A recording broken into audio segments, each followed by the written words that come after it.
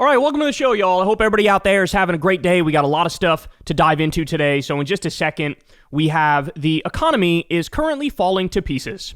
I wish that wasn't true, but it is. And of course, it was predicted as well. So we'll get into that. We have mass layoffs that are hitting right now.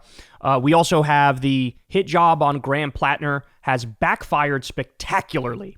Wait until you see the size of the crowds that are coming out to see him now after the smear job. So we'll talk about that. We also have a man has been jailed now for months for posting an anti-Trump joke, a meme. And we talked about this a while ago. He's still locked up and he doesn't have a court date until December. So this is out of this world. This is truly North Korea-like stuff. So we'll talk about that. We also have Tucker Carlson and Nick Fuentes get together and play footsies under the table and touch tips. It's one of the gayest conversations I've ever seen in my life. We're going to play some hilarious moments from that one. Then we'll get to ICE is caught mass spying on Americans with illegal Israeli Pegasus spyware. Super disturbing. They could literally hack your phone at any time. They could be watching you when you have no idea. So this is truly, truly out there stuff, and we'll talk about that. Maddow did a big report on it.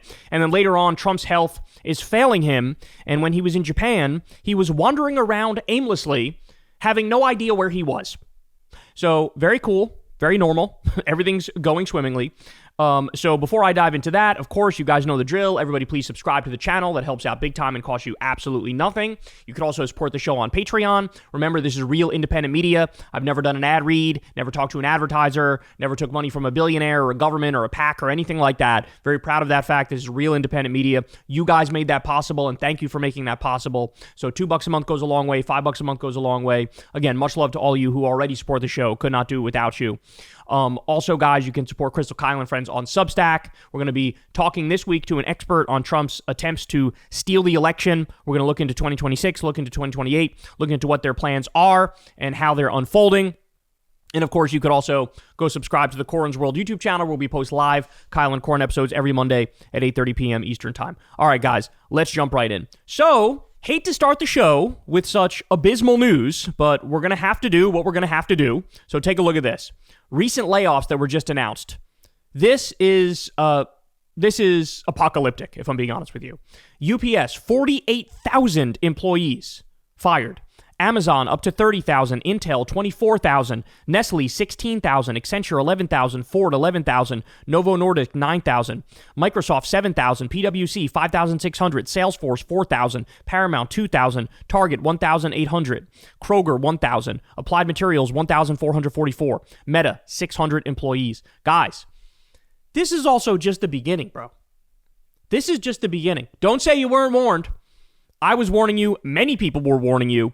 The fact of the matter is, Trump has obliterated our economy with his stupid trade war, his dumbass tariffs. Now the world hates us. The world is moving away from us. Now inflation is continuing to skyrocket. Unemployment is going up. We are on the brink of an absolute catastrophic collapse and crash in our economy. And I think it will make the 2008 Great Recession look like child's play, if I'm being honest with you. That's where we're at. In fact, they say the AI bubble is like 17 times bigger than the internet bubble and 4 times bigger than the subprime mortgage crisis, which led to the Great Recession. So, not looking pretty, y'all. Really, really not looking pretty. And like I said, this is just the beginning. I mean, I really think we're at the beginning of the pain here. And at the same time this is going on, any other president would be on top of this 24/7 trying to figure out what's going wrong and trying to fix it. Not Trump. Trump, if anything, is doing the opposite. He's trying to hide the data, trying to fudge the numbers. That's why he brought in his own Bureau of Labor Statistics hack to rig the data for him and lie for him so he can shove his head in the sand and go out there and pretend like everything's hunky-dory and everything's swell. That's why, you know, he goes out there and says, we got $20 trillion of investment in this country. Total fucking lie. In fact, we're hemorrhaging manufacturing jobs and now unemployment is skyrocketing. But he just lies and runs with it. This is what I mean when I say he's a right-wing postmodernist. This is right-wing postmodernist stuff. But it gets worse. Ready for this? So, Kalshi says that there's a 98% chance of the Federal Reserve doing an interest rate cut. So, they're looking to cut interest rates at a moment like this, which is very strange and very bizarre. Why are they doing it? Well, as Dr. Eric points out here, really bad signal. Normally, you almost never cut rates with rising inflation, but the only reason to cut interest rates despite higher inflation headwinds is if the economy is tanking, worse than inflation rising. And that's the unemployment crisis right now. So in other words, stagflation is here. Ladies and gentlemen, that is the worst of the worst economic scenarios, is stagflation. The worst of the worst. Now, at the same time that's going on, remember, we're a month in to a government shutdown, all because the Republicans are saying we are mandating that your health insurance premium doubles, triples, and quadruples. And you have the Democrats going, look, you're not going to get 6 or 7 votes from us unless and until you protect the Obamacare subsidies, which would make it so healthcare premiums don't double, triple, and quadruple. And so for once, the Democrats are fighting, and they're correct to fight. And Trump is using this moment to basically take a sledgehammer to the federal government. Now, they already did this under Doge, so they were going to do it anyway. But one of the things we talked about is that Trump has the legal authority to release the funds for food stamps, the SNAP program, because American hunger is considered a vital issue that, doesn't go with the government shutdown. You can still release those funds. Trump has decided, I'm not going to release the funds, and I'm going to pretend like I don't have the legal authority to release the funds. So 40 million Americans are going to go hungry because Trump's a piece of shit, and he wants them to go hungry. So as he's building his $300 million Great Gatsby, Marie Antoinette fucking billionaire ballroom, the Jeffrey Epstein Memorial Ballroom, as he's building that, Americans are going hungry all across this country. Absolutely disgusting, man. Disgusting and disturbing. And at the same time, we also have this. Take a look. Roughly 3,370 flights were delayed across the U.S. on Monday, day 27 of the government shutdown, as more essential workers failed to show up to work. So what tends to happen if you're not fucking paying people is after a while they go, well, I'm not going to fucking go to work. I can't pay my rent.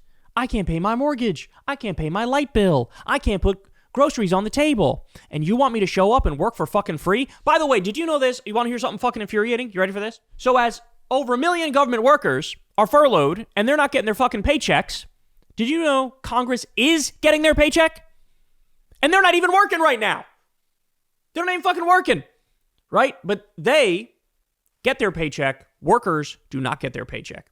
I would be fucking furious. You want to know a way to quickly fix some shit like this? Make it so that senators and representatives also don't get their paycheck. Do that. And then I think we'd probably fucking fix this a hell of a lot quicker. So this is disturbing, but we also have, I got one more for you. Look at this, man. This is a new low. Trump just banned states from being able to wipe medical debt from Americans' credit reports. The Biden-Harris administration moved to wipe medical debt from credit reports. Now this new rule will keep $220 billion in medical bills on Americans' records. So this was another example of Democrats trying to hook up the American public and say, look, medical bills, first of all, medical bills, there shouldn't even be a thing called medical bills. But if they're going to exist, for fuck sure, they shouldn't ruin your credit report. If, you got hit with a big medical bill, surprise medical bill, you can't pay it.